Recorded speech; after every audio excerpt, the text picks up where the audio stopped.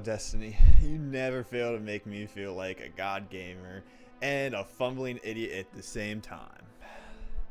Like, you're the ocean that gives the ebbs and flows of intellectual discovery and dumbfounding pits of idiocracy.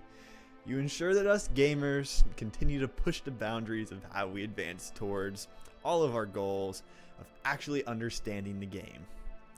From humble beginnings in the Cosmodrome to the heights of battle on Neomuna in the Root of Nightmares raid, let's explore the adventures of a new light and the ebbs and flows of Destiny 2.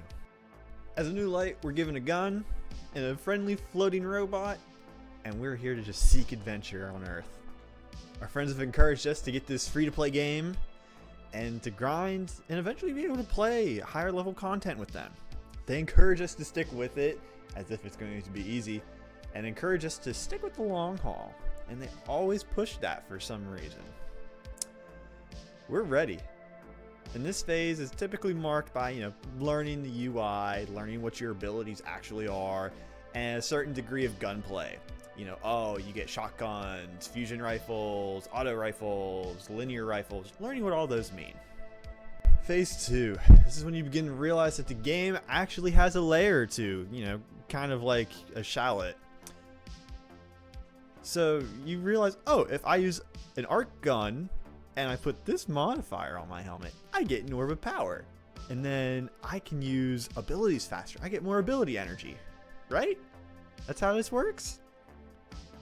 And that's when your friends decide to be like, hey, it gets a little deeper than that. And at this point, you start running patrols in areas, and you start working on like the new quests, the new light quests. You start to play some of the lower level campaigns on normal difficulty. And also in your build crafting, you realize what abilities you like and what subclasses you like. You'll typically find your first subclass. I was an Arc Titan first. I love Thunder Crash. I thought the memes were hilarious. And this is kind of your last ditch effort to keep the game simple. Hey guys, you got that really cool armor. Where'd you get that from? Oh, I got this from the Root of Nightmares raid. How do I access that? I can't see it. Oh, you gotta get the DLC. Phase 3. You begin to wade into the deep waters of Destiny. You have your perfect subclass. Perfect. But your friends send you a video asking, oh hey, you have this exotic, don't you? I've seen you try it. I've seen you talk about it. You watch the build video and you realize something. You can optimize your gameplay more. You can do things like your friends are doing. And you begin to use this exotic, or if it's for a different subclass, you build a new subclass. This was my introduction to the Bonk Titan. You realize that you can take this game further. And this is also when your friends start to take the training wheels off of you. Phase 4. This is when your friends begin to critique you and make you become an actual D2 player. Oh, you need a 1-2 shotty if you want to maximize your damage in this build. Why don't you have 100 resilience and strength at the same time? You need that for your ability rotation for this build. Why are you running Burning Maul without Pyrogale? Do you even have Pyrogale? Why can't you find Pyrogale? And you ask, what the heck are even all these? You haven't even heard of these items. Like, what are they? What is Pyrogale? Boots that make you fly with fire? And then you get berated even harder.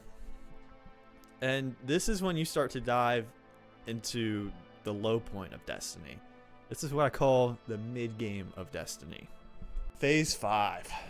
You begin to run legendary lost sectors. You start to LFG for dungeons, or you use the in-game matchmaking for dungeons.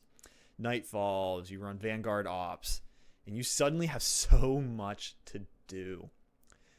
And you realize the size of the grind that's ahead of you.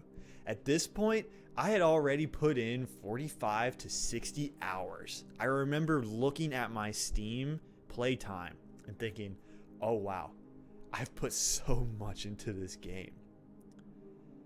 And you realize you haven't even touched anything. So at this point, you're looking up things for different subclasses. You're looking up different abilities. You're starting to delve deeper into mods, like champion stunning mods. You're looking for certain exotics. You're grinding those lost sectors. You're hoping that every exotic Ingram is that one exotic that you need, but it's not. So you have to dive back into the lost sectors. Oh, today's the lost sector that you have a horrible time with. You can't play this one. Gotta wait until next week. And this is whenever Destiny gets kind of dark. You don't want to play that much. It's the same thing over and over again. And you hear your friends talking about these super fun things that they do. But eyes up, Guardian. It does get better. Phase 6. You've ground this game into the dirt. You're so tired.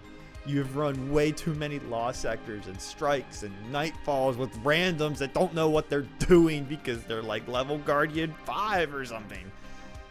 You have a good portion of all the exotics, maybe 80 to 90% of them for your main class. Then you finally see it. You see the light.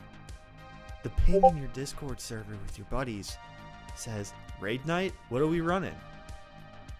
And you speak up and you say, "Hey, I think I'm ready to do some raids." And you log in and you step foot in your first one. I remember landing in the Vault of Glass and you just get berated because there's so many different mechanics that you didn't know that Destiny had. You don't know what the heck an Oracle is. And for some reason they have different pitches. But you eventually get through the learning process. You wipe away all the tears that you've shed learning how to run your first raid. You realize that this can be a little more fun than you thought. Phase 7. Alright, this is whenever it gets good. You can do whatever you want in this game, especially with your friends. You've beat all the raids, you've gotten LFGs to help you for, 6-man raids. You can beat any dungeons you want with your friends. Lost sectors are easy, you just grind them for enhancement prisms. You start running Grandmaster Nightfalls for golf balls. You're a Destiny player now. But then your YouTube feed gives you something a little different. You realize that there's more below. It's raid night again. And your friends ask, who's getting on? There's only 3 or 4 of you. And that one friend says, we'll just low man this. And you realize something. There's different strats to this. There's different levels. There's different levels of excitement. You get to do new things. You get to abuse new mechanics. You have an eager edge sword. You're flying everywhere. You're doing things faster than you ever known. And you get to itch again. It's harder content. It feels good when you succeed. You're getting your times on your raids down. It's easy. You're running multiple raids in the night. And this is when you realize the true depth of this game. It doesn't end.